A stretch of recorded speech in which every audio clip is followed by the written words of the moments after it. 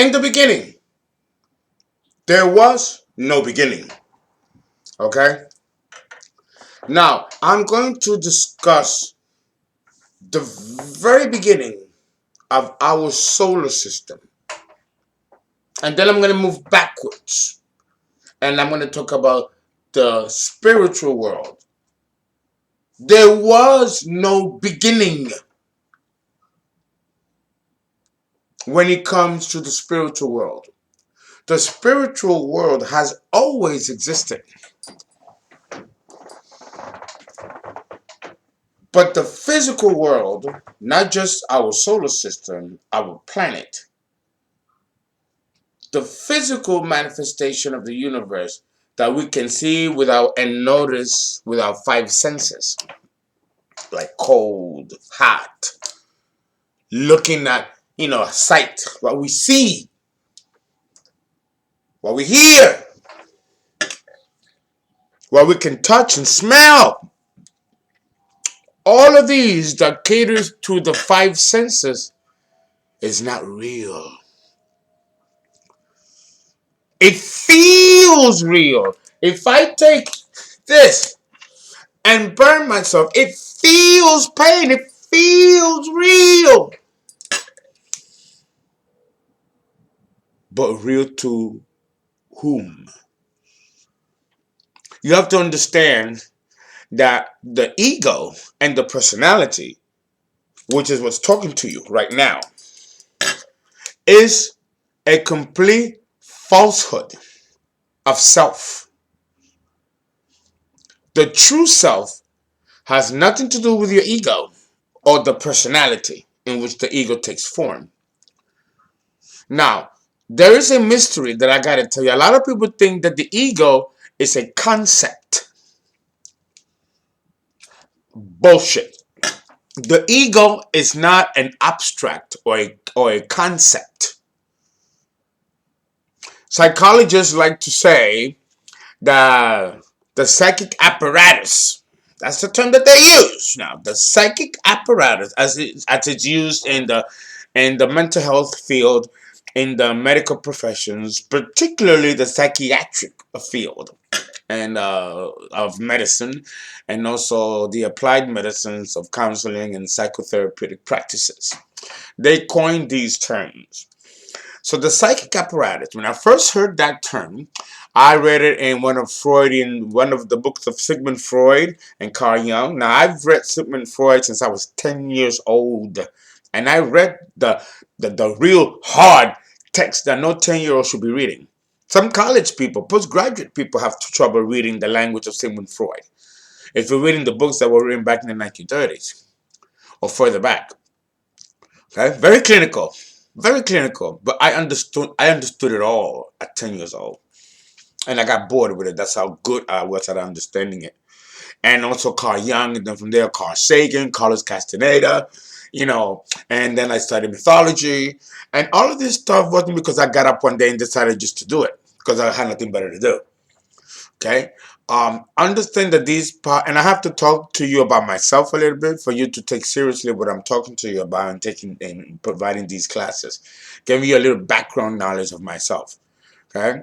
I've always been a scholar, an academic scholar. Always. And let me tell you, I was a very logical person, very intellectual person. Okay? I didn't believe in a lot of stuff. Astrology, I took it as a grain of salt. Take it or leave it.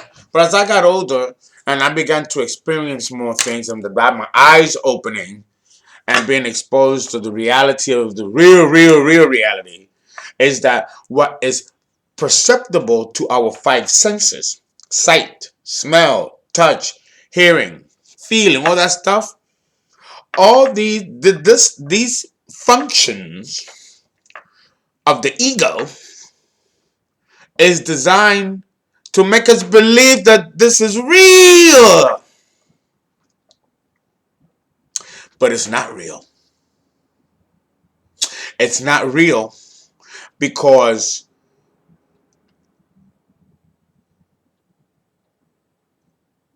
it dies. Everything dies here. Everything dies here.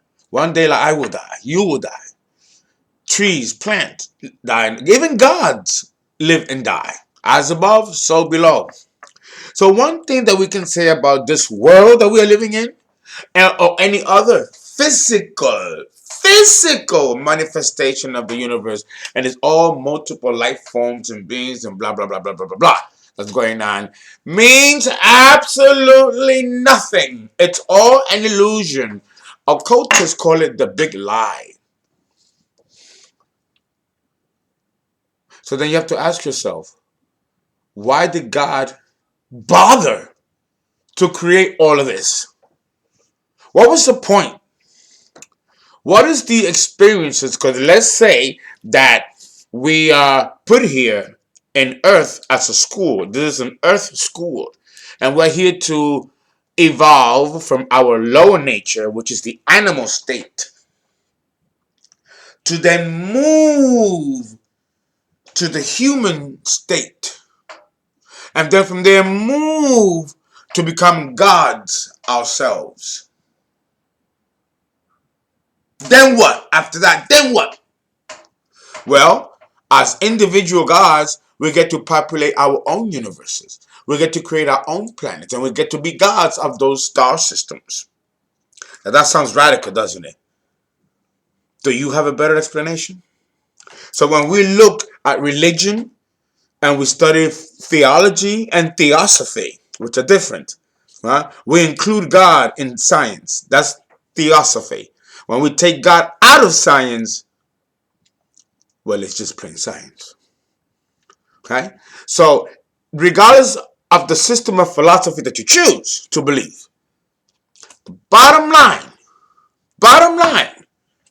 or like we do in mathematics, the common denominator of a mathematical formula operation is that this world or any other world that is physical, perceptible to our five senses, is not real. It dies. So this is the lowest nature, the lowest form of divinity, because it's still divinity. Because we are reflected in God's image, in God's likeness. And like he says in Psalm 84, that we are also gods. And that we can create as gods. And we kind of can. Our thoughts, our imagination, those are real. Just because they are thoughts and they are abstract. Not like the ego. And I didn't forget about it. I'm going to go back there in a minute. Okay? The thoughts are concepts. Now you can choose to materialize it in physical form, or they can just stay thoughts. Okay. All of these mechanisms of the ego, the individualized ego, is connected and designed to make us believe that all of this is real, but it's not real. Okay? What's real is spirit. Spirit is real. And we don't know much about it. Even myself as a shaman, and many shamans like me, and shamans all across the world, all over the world, we are able to manipulate and travel through the spiritual world. And when I say the spiritual world, I'm talking about spiritual realms. Okay? There are spiritual realms all around us. There are spiritual realms that deal with hearing. Dogs can hear things and cats can see things that we cannot see or hear. Dogs can hear in a different octave than us humans. Cats can see at a different octave than we can see as humans. So understand that even the five senses as it pertains to humans is quite different when we're dealing with animals. They have a more acute sense of perception. And let me tell you what that acute sense of perception is that we don't have, that's very common among animals and plants, is that these lower beings, like dogs and cats and birds and blah blah blah, because they're not primates, right? We are the higher primate, so that makes us more superior, and we have a mind and spirit which the plants and the animals don't possess. So that makes us unique. But even with that uniqueness, our perception of this physical illusion is very limited, even for humans. But yet, for example, my cat can see my archons and the flyers. Oh no, I'm not gonna lie. All shamans or witches or sorcerers have archons with them. The archons are agents that work with us or we work with them. And that's what makes us magical.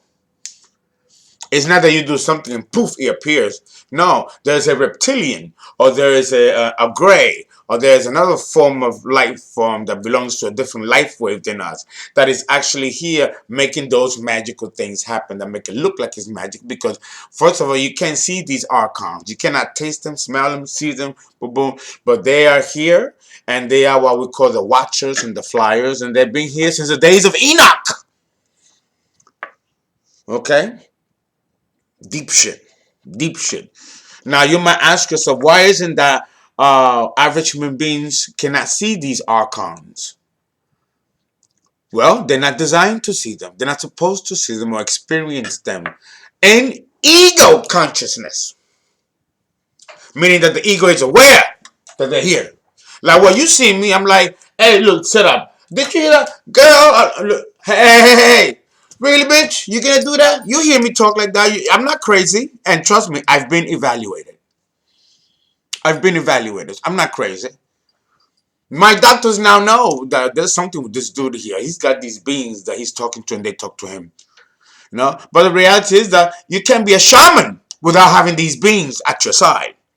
The concept of Merlin, the magician, where he's doing this, and then all the nature spirits come out. The salamanders, the undines, the undine, the gnomes, right? The sufils.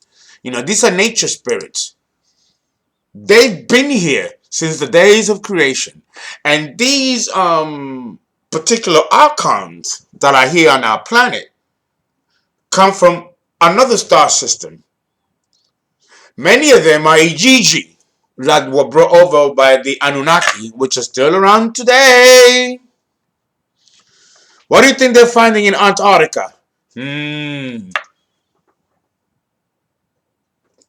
So, let me tell you right now, as we are entering the Aquarian age, we are about to have all these mysteries exposed for the first time. The extraterrestrials will make themselves known. It says in the Bible, when the Son of Man come, every eye will see him. Now, for that to be said, that's letting you know that there's something of a planetary or solar force, interstellar, coming our way. And we're going to see it burning in the day and burning at night. Now, many people think that it is a destroyer, the planet Nibiru, that's going to make its way back into our orbit and cause destruction and blah, blah, blah, blah, blah. And they say it happened 3,000 somehow years its orbit to turn. Bullshit. If that was the case, there'd be records of cataclysms beyond belief every 3,000 years. And there'd be nothing left of our planet. So this is not Nibiru. And this is not the destroyer that is talked about in the ancient texts. That's something else. Nibiru may actually be a real planet, and it might be the planet of the Anunnaki, but it is not the destroyer. That's something else. And we'll talk about that in due time. And that is also stellar. When the destroyer cometh, trust me, our solar system will be in big trouble. It'll go back to the days of the early solar system just beginning to form. Remember, we got rocks that are floating up in space between Mars and Jupiter. There was a planet there that got destroyed. Then we have the Oort cloud, and then we have the asteroid belt. They're debris of rocks. They just didn't get there out of nowhere. We have more planets in our solar system, and they were destroyed by the destroyer. Mm. But it's not Nibiru, because the anthropological records of our planet, speaking and confirmed by archaeologists and anthropologists, is that there's been no carbon dating of rock vitrification, or things melting because of some. There's no evidence on our planet that such destroyer occurs every 2,000 years. It's ridiculous. Not true. That's something else. But getting back to the ego, the ego is not the ego is not a concept, like I said. The ego is real. The ego is real. And guess where it is? Guess where the ego, our egos as human beings, reside in? Do you think it's the mind? It's not the mind, because I just said that the ego is not abstract and it's not a concept. It is an actual physicality that is in our physical bodies. You will never guess where. Never will you guess where. 3, 2, give you time to think. Give you time to think. 1, 2, 3, 4. 1, 2, ready, go. The ego is in the blood.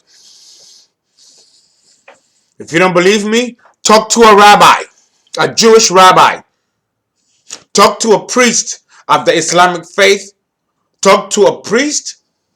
They probably, and they do know this, because this is taught in seminary school. And it's taught at the Vatican. And this is not religious, this is scientific. The doctors, well, the medical doctors don't know. If you're not an occultist or study Gnosticism, like myself, or a priest or a cult priest, you're not going to know. Just not going to know. But the ego is in the blood. Now, let me give you an example. I'm hungry. I want to eat.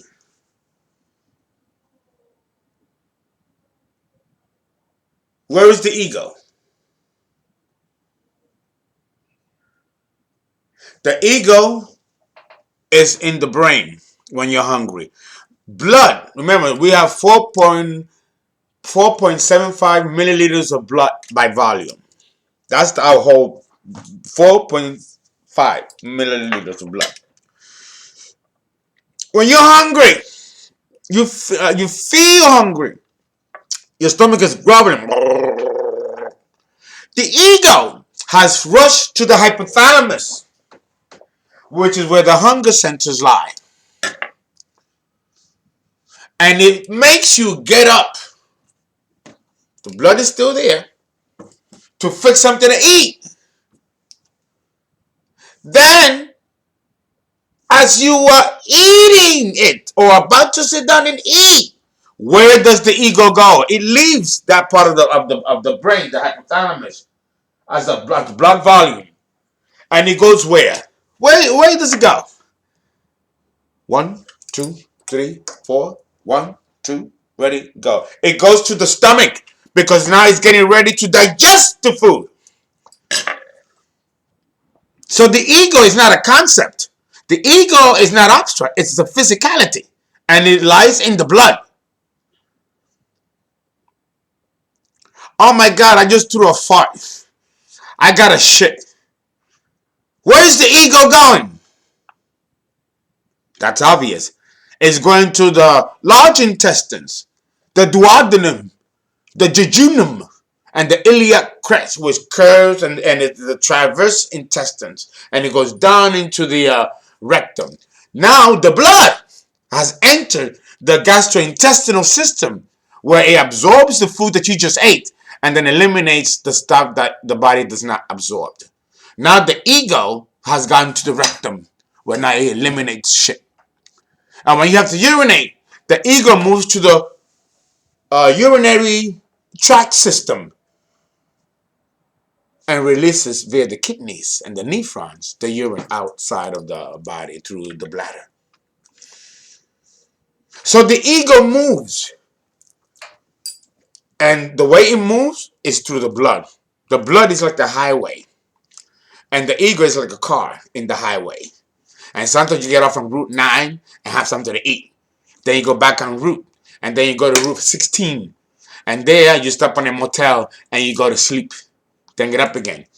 When you go to sleep and you're ready to go to sleep, the ego rushes to another part of the brain that stimulates the sleeping centers and keeps there while you are sleeping. That's why you don't die when you go to sleep. The ego has not rested. It's keeping you alive as you are sleeping in full unconsciousness. So the ego is real, but it is one of the greatest occult mysteries because we cannot see the ego in a telescope or in a petri dish when we look at the loose connective tissue, which is what blood is. It's loose connective tissue. So we don't see it there, but it's there. So the ego is not the mind, nor is it the brain. This ego, which is why, if you notice, a certain religious groups, like the Jehovah's Witnesses, it is illegal to take a blood transfusion. So if you need blood and you're dying and you're a Jehovah's Witness, you're going to die because they don't believe in blood transfusion. But they never tell you why. In the Jewish faith, they have strict rabbinical laws when it comes to blood transfer from one human being to another. It's almost never done. There's a reason for it. There's a reason for it. And the reason is that the ego, it's in the blood. So when you're doing a blood transfusion to someone and that blood came from somebody else, that ego of that person has not been incorporated into the ego structure of that individual that just received the blood. That can cause problems. There are people who have memories of past events that have nothing to do with their own personal lives. This happens a lot with people who have a heart transplant or have blood insufficient volume, like in the early days of HIV, when people were dying left and right. Well, look, the blood transfusion, was a quarter of what killed a lot of people in the 80s and 70s. So the ego is a big deal. And the spiritual implications are woo! So you cannot have another person's blood in you because now the ego and the karma of that ego has not been put into your blood. Ooh, deep shit. Which is why the Jews don't do it. And why Jehovah's Witnesses don't do it. And other religious sects talked about it throughout the ages. The ego is in the blood. So understand that this is not a concept. What is a concept? It's the personality that the ego rules. And where does the personality come from? Well, it comes according to the order of your birth, the astrological zodiac sign. The astrological zodiac sign is the template of all 12 personalities that the ego will experience from lifetime to lifetime, as a man or as a woman. The ego is like, the ego is, let's compare the ego to a woman. Women have tons of shoes, don't they? Tons of purses, handbags, right? Oh, lipstick. When you go to, let's say, QVC or one of those stops and shops, and you go to the cosmetic section, there's so many lipsticks. So many. Sometimes I'm like, if I was a fucking woman, how would I know which lipstick to use? What would look good? There's so many. Oh my God! So many different shades of blue. 13 to 50 different shades of red, pink. Woo! So one day she put this lipstick. Another day she decides to put another lipstick. Or let's say I want to go out. So I put on a winter coat. Oh, but wait, it's raining. So now I'm going to put on a raincoat. Oh, no, wait, it got sunny. So let me put on a windbreaker. Oh, no, it's chilly. Let me throw on a furling. These different coats are personalities of that same ego. which is that person putting on the coats, or that woman. The woman is the ego, and the different lipsticks are representations of the personality that she becomes when she puts on the lipstick. I might be Greta Garbo or Marilyn Monroe. Women feel differently. They all have a different hairstyle. Or let's go with the wigs or extensions that women put on. It makes you look different. Sometimes it's blue, sometimes it's red, sometimes it's green. And psychologically, you feel different. And it conveys a different behavior, which might be ascribed to a different personality. So the personality, that truly is a concept and abstract. But the ego is real. Think of the vampire movies. When Dracula drinks the blood of his victims and then to mind control forces them to do his bidding. He lifts them up and they go to the guy. They're telling you shit right there. The vampire now controls the ego of that person because he took the blood. Do you get it? In the movies, they tell you shit. They tell you. Which is why blood is very sacred. Which is why it's very suitable in voodoo and in demonic practices and blood sacrifices, because it has tremendous ectoplasms, which is very attractive to archons.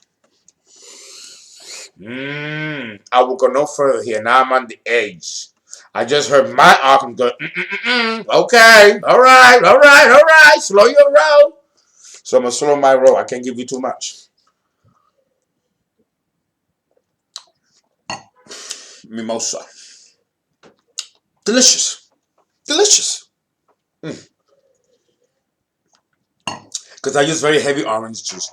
And sometimes I squeeze my own oranges. Just put a little wine, white wine. Red wine is better for you. White wine is more damaging to the kidneys and the liver over time. A lot of people don't know that. Red wine is actually better for you.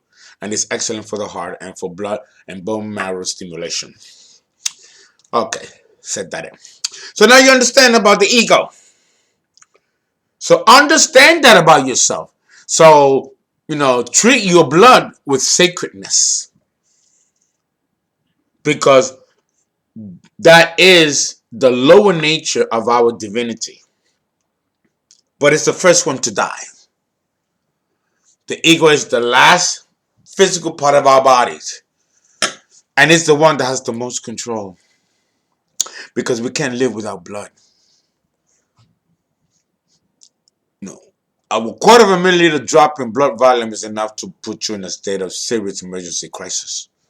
So understand how delicate this discussion of the ego is. Okay? Now, we talked about the ego and the personality. Now let's talk, because we're doing a circle. Now let's talk about the soul. The soul is God in you. God is not outside of us. That's church bullshit. That's bullshit. God is us, personified. And we are actually playing a role according to where in the astrological series we were born, whether it's Gemini or Cancer or Scorpio, and we're going to play the roles of that Gemini or Scorpio. It's like we're in a big play, and the gods are the playwrights, and the devil is the director. And the devil we know is who? Saturn. Or the other names that he goes by. The wooden. That keeps things in shape down here. We are God. But how come we don't know it? How come we don't feel like we're God? I'll tell you why.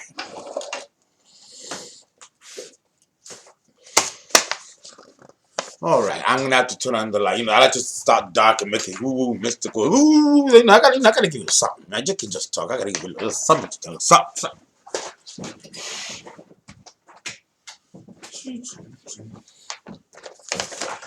Okay.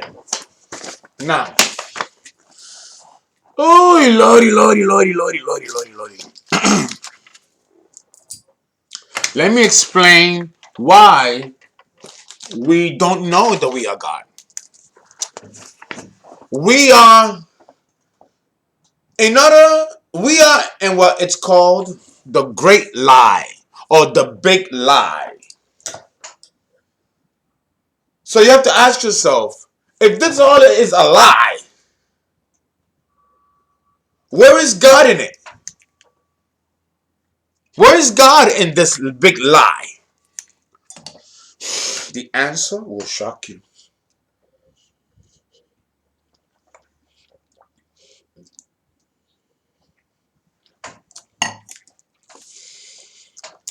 The answer is one, two, three, four.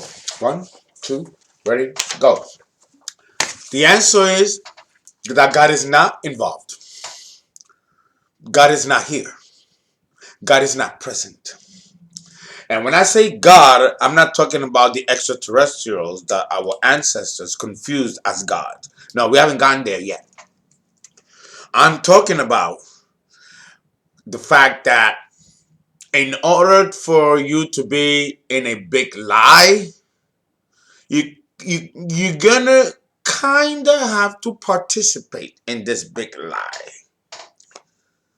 But if you participate in it, how will you participate? If you were God deciding to have all of this and kind of like forget that you're God, so that the ego can take over, that you've created as God, to kind of like believe that it is in its own independent existence, separated from God.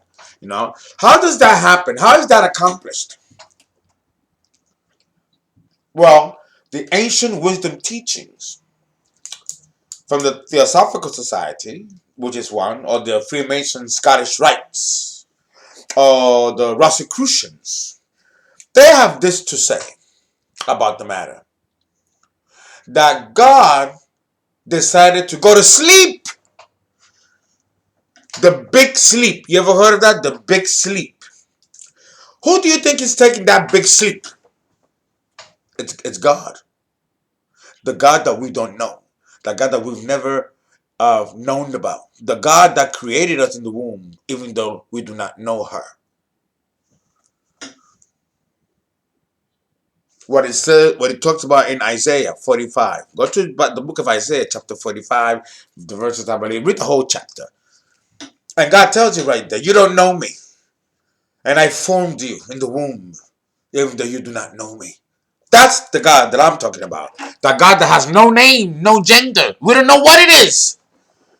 And it created the other lesser gods, in which Jehovah is the principal one that runs this particular solar system. And his grand design, remember the grand architect. When you hear the word the great architect or the grand architect of the universe, they're talking about Jehovah. They're talking about the demiurgic God which created physical form. That's all Jehovah. And the different names that he goes by in the different races and cultures. But it's not the God that Isaiah is talking about. Okay? When we were created by this being that we don't know, the lesser gods came and then took us in captivities and put us in this carbon material matter and enslaved us into this physical world, which the religious establishment calls the fall. That's what that really is, but then I'm making it clear to you. Man has fallen from grace and has been imprisoned by a demiurgic God, which has chosen, well, this I cannot say. They stopped me. They stopped me. So this I cannot speak further on. But let me just say, the God that we're praying to is not the God that you think. Okay? But it's been like that by design from the very beginning. Okay? So, understand that under this encapsulation of the big lie needs to be a big sleep. Who goes to sleep? Well, I gotta brush my. I gotta do something with my teeth. Sometimes my teeth are very bright, and sometimes they're very. That's depending on the deities coming through. Or the archons coming through. This is a serious point to discuss because this is where the great confusion lies. Well, wait a minute. If we are gods, how come we don't know it? How come in the book of the New Testament, um, the book of Acts, right? The book of Acts, and the book of John, the book of Matthew, and Peter describe lots of miracle stuff that the apostles are doing. And Jesus, particularly the Acts of the Apostles, the book of Acts in the New Testament, talks about where all the different miracles that the disciples did along with Jesus, right? And one of the things that Jesus says makes it very clear. What I can do, you also can do. That's it. That's all over Matthew's and the book of Acts. When he tells Peter, Peter, you can walk on water like I can. Peter says, but I'm not God, you are. He says, what I can do, you also can do. And all you have to do is have faith. That word faith, it's so downplayed, I could vomit. It wasn't faith that Jesus was talking about. And if that word was ever used in the Hebrew language, if we go back to the root of that word faith, it is not what we think it is today. It was some kind of voice magical conjuring which allowed Jesus to walk on water. But that you don't know. That they're not going to put in the Bible. Well, they did put it in the Bible, but it was removed by the Gnostics. I mean, not by the ruling powers of the day. And he told Peter to utter that. It's like calling the name of God through the Hebrew language with the final letters and the final numbers. No one has heard the name of Yahweh mentioned, not its right pronunciation. It's dangerous. And only very few hold the secret of the rightful pronunciation of God. There'll be earthquakes and tidal waves. We cannot utter the name. So we know that words have power, particularly magical sigils of words, which is what Jesus actually was doing. And then Peter was able to walk on water, and Peter got scared. He got scared because he didn't realize that he had this power to do that. So then he started to drown, and then Jesus said, "You started to drown because you lost faith." That I hate that word the way it's being used because it was more than that was going on. Jesus was introducing very powerful magical practices to very powerful word spells. And what he was saying is that we can have the ability to tap into that, just like he did. And that's why they killed him. Because they didn't want the Romans and the Jewish scribes, which were very evil, did not want that secret out. Because then if that secret is out, then we don't need the church. We don't need no pope. We can then tap into our own spiritual powerness of God within us. And Jesus was teaching us how. And the book of Thomas, which was Gnostics taken out, was giving teachers us how to do it. Thomas was killed, Jesus was killed, and all the other disciples, because all 12 of them were killed eventually. And this Gnostic movement went underground, it was squashed. And then the church took power. That was the beginning of the church era. But thank God that the church era is almost over. Because it has brought a lot of sorrow in the Piscean age and a lot of confusion. Now in the Aquarian age, the water bearer will bring clear waters. And humanity will understand its own position, its own place in the cosmos. All of that was robbed from us by principalities in high places. Other extraterrestrial beings, the watchers, the archons, the evil ones, who have taken hold of humanity and this planet for a very long time. Right underneath our face, underneath our noses. What can you do with this information that I'm giving you? That's a lot. It can overwhelm someone. This is not for everybody. It's certainly not for those who are still asleep. So I'm very selective of who I allow to come into my classes because I need to make sure that these people are elevated in consciousness enough to absorb this knowledge, or it can be destabilizing. It's dangerous. Right? So understand that if you truly want to do something with this, trust me, your own spirit and your own heart will guide you as to what that will be. Don't rush to try to use this in some way because you're going to be compelled to. Trust me, that's what I'm doing. And they show me how to do it in this medium. It's different for everybody. Give yourself time, give yourself patience, give yourself lots of love. Because you are God. Here's the thing. God created, and this is explained wonderfully by the Rosicrucians. God created when God created man, when the body of man was being created in its detail, as is marvelously explained by the Rosicrucians and the Order of the Golden Dawn and a few other wisdom teachings, ancient wisdom teachings, certain mystery schools go into, but it's not explained as beautifully as the Rosicrucians do. And that is that there are two germinal seeds. It's called germinal seed. One germinal seed is God,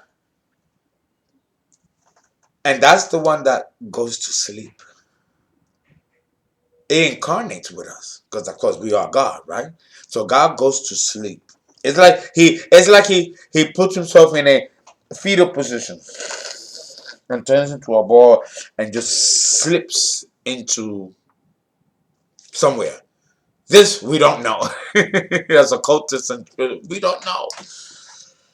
But somehow it goes to sleep, and then it creates a second germinal seed.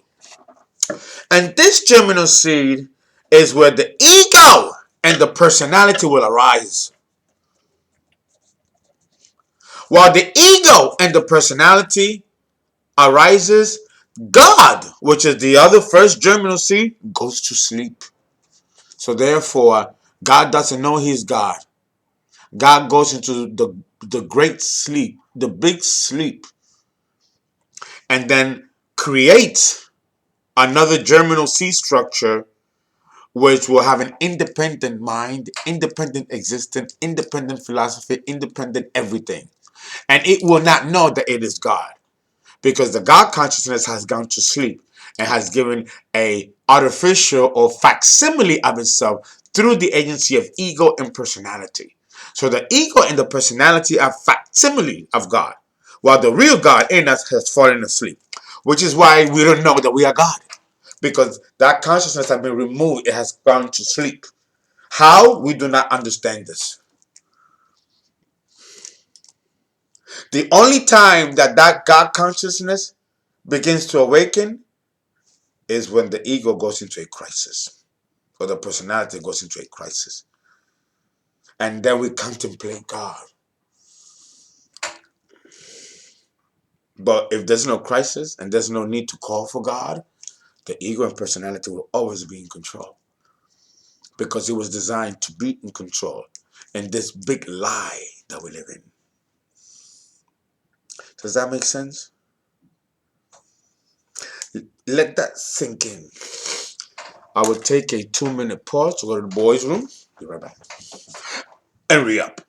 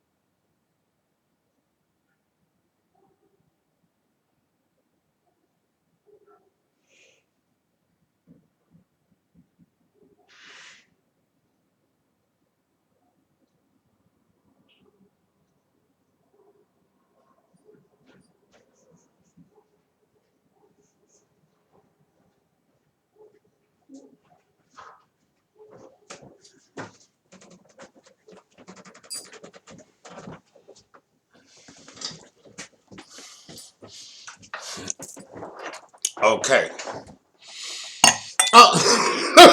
I'm so fast to rush in here that I forgot to re up, but I can't no more because I'm past time. All right. So understand that this is what's going on here, and that's why we don't know that we are God, because that part of God has purposely gone to sleep in order that the false illusion of the facsimile of itself is to be created. And that's why we don't know we're God. We were meant not to know. Because if we know that we're God, then this would be a very boring place. We can predict everything. What's good to go to see a play if you already know the beginning, middle, and end? It's boring, right? You want to see a play that you haven't seen, that you don't know anything about, because it's exciting for those 2 hours. So see a drama. Well, you got to think of life as that way. God created a play, and we are in this play.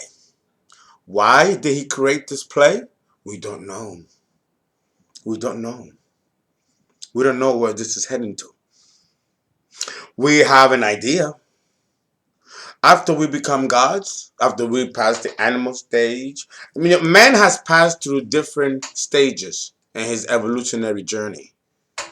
We started out as an atom, right? Where do you think that the Hebrews or the Jewish community, when I'm talking about the Hebrew or Jewish community, I'm not talking about the individual private citizenry of Jewish people. I'm talking about the clergy, the rabbis, the Levovich, the higher places within the Jewish religious hierarchy. Okay, they know. And like myself and other priests, we are designed to guard these mysteries and not just give them to anybody. This is the appointment of the priesthood, is to guard those mysteries. No different than the high priests of Egypt or Carthage or in the Hellenistic period, right? Which was the rise of the feminine. So understand that there's a lot that needs to be explained here. Man has moved from the atom, okay? The atom. Where do you think the word Adam comes from? The Jewish people call Adam. Adam is an acronym because it's really atom.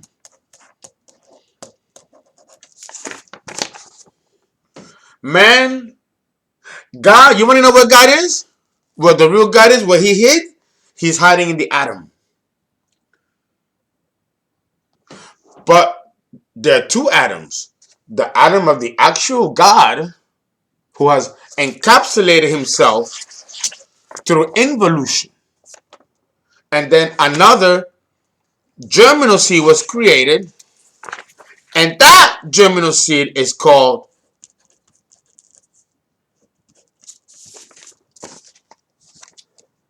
Adam. Another name that the Hebrews have that's more specific is Adam Kadmon.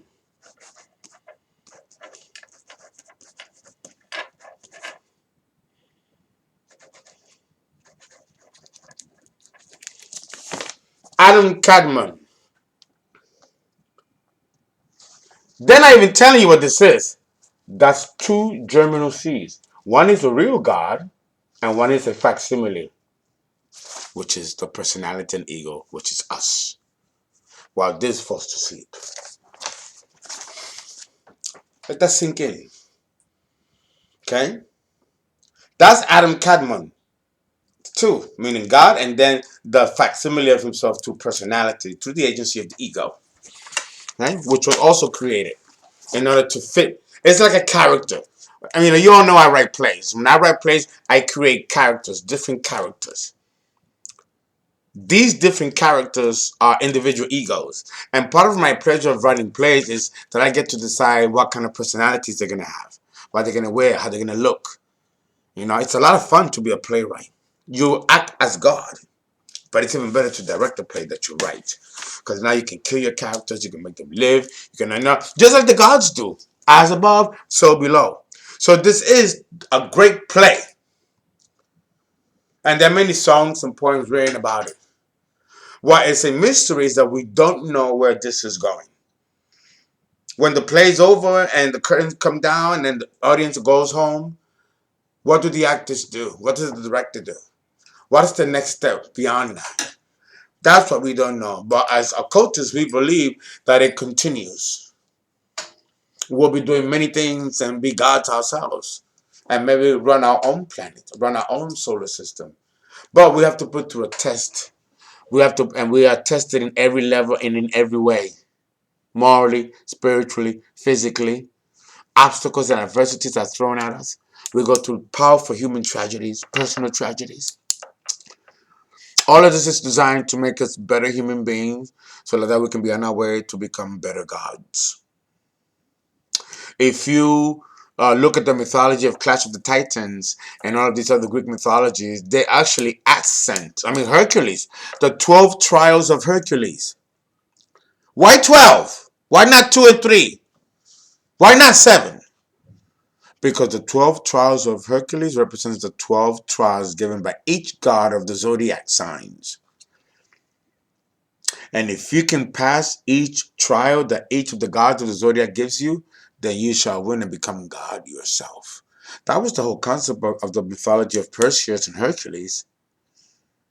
If you don't know, you need to re-see those mythologies, and you're going to see what I'm talking about. Because now I've given you certain keys.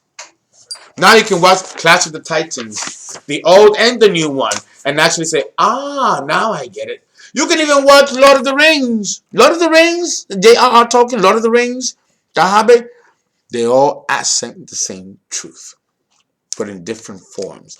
But if you have good occult training, you can see the truth in every single movie, in every single TV show, in every single working life or simulation or facsimile that's around you. You see the same mythology of the real deal that took on and took place in this planet. Because there were giants in those days. The Cyclops, Medusa, the Gorgons, right, of the Greek mythology. All that was real! It was real! The Nephilims, who do you think they were? All that was real! And we've been taught that it wasn't, that it was myth. And guess who led the movement on that? The church. I don't want to demonize the church because the church has done that in its own already. With its priests molesting boys and all that stuff. So the church has already made a bad rap for itself. I don't have to denigrate it any further. All you gotta do is pick up a history book and read about the 30 Years' War. Or read about the Knights Templars. And just pick up the history book and read it. I'm not demonizing the church. I'm just stating facts. I'm a Virgo. I'm stating facts. And everything that I'm talking about can be verified academically. You just let me know. Just give me the word. And I'll provide it. For me, that's half the fun. I'm a Virgo. I'm going to be accurate in my shit. And for me, to verify, that's half the fun. Then I want to look at your face and say, okay, what you going to say now? What you going to say? You could dismiss me as an authority, but you cannot dismiss this, and this. Now you got to put your pencil up your ass. So I want you to do your own research and challenge me. Challenge me. Because I'm no guru. Don't want to be. I'm just a messenger. Representing the Aquarian age through the divinity of, the God of this solar system that I am under, Jehovah.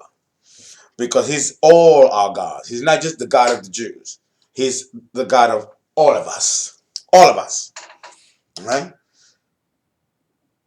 And even Jehovah has another name, which is more kinder, which is Joshua, which is actually the good side of. Okay? So understand that we are in a situation. Let me cut that phone. Let me cut that phone. Okay. This is Corinne the Green. Corinne the Green. I'm in the middle of doing the taping, but I'm not gonna close out. No, no, I'm not hanging up. I'm gonna keep you up. Hold on, hold on, hold on, hold on, hold on, hold on. Stay on the air. I'm almost wrapping up. So yes, ladies and gentlemen, understand that this is we're going into 5 minutes before we wrap up. You have to understand that the ego and the concept of the ego and God are real. The concept of the God is a concept, but the ego is an actual physicality. Okay? And that there are two germinal seeds. One is God, who went to sleep in a way that we don't understand, and he gave rise to the second germinal seed, which to be the personality and ego that will incarnate as human, without the knowledge that it is God. Is this making sense? Okay, I hope it makes sense because I cannot proceed unless it does. And I want you to email me. Email me with your questions. Give me 3 questions, and then by the end of the week, I will have them answered for you. So, 3 questions, and by this weekend, you shall have your answers.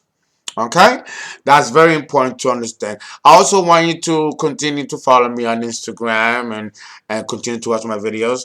And I'm gonna give you some homework to do. Okay, I want you to go to the forest and be absolutely still and experience the power of nature through all its different sounds. I want you to go to a rose bush or a place where there are different flowers or roses. I want you to sit there for 3 minutes. I want you to clear your mind, and you should hear the leaves singing, because plants sing. But if you hear plants singing, then you are very close to connecting with divinity. Yes, hello. Give me 1 minute, please. My lady friend from Seattle. Yes. I cannot tell you what I went through. Oh, I didn't get the money. I was like, oh my gosh, I hope he's okay. Oh no, no, no. Please call me back in 3 minutes. I'm taping. I'll be done in 3 minutes. But boy, do I gotta tell you. And then we're gonna proceed with our session. Yes, so again with the interrupt, I apologize for that. But understand that in the next session we're gonna go into more details as to the how the universe works and how the universe actually got to be.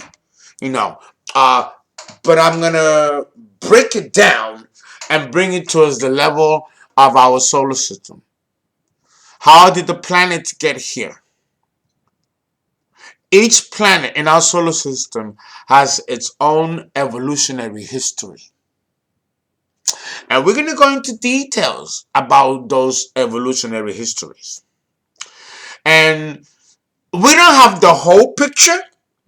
Even among the high occultists, there's still a lot of information that's unclear about our solar system and how it came to be. Even among us occultists, there are certain things that are still kind of extremely complex to understand. I myself, I mean, you ever heard of the 33rd degree masonry, right? Well, I'm not at the 33rd degree yet. So those mysteries have not been revealed to me. I'm down still at the lesser degrees. By the time I reach, I guess maybe my late 50s, I should be at the 33rd or maybe 60s, so I should reach the 33rd degree, which I hear is far more demonic, far more dangerous when it comes to the knowledge that you receive there when you get there. It's the type of knowledge that can make you lose your mind. It's very dangerous, very dangerous. It's like studying the Kabbalah and trying to go through the different paths and different pillars. There are different gods and parliament that guard these paths and are ready to fucking turn your head upside down so you cross these Templars. Right? So understand that there's certain sacred truths and mysteries that can never be revealed to the public because it can cause fragmentation of the ego and cause temporary, if not permanent, insanity. Because there's just certain truths that vibrate at such a high octave that depending on your level of awareness, it can actually disturb your psyche or hurt you in a way that you wouldn't dream of. So, again, this is why priests exist and high priests exist, because we have to guard the average human being from these very powerful mysteries. Because one thing to know it is another thing knowing what to do with it. And we're done with part two.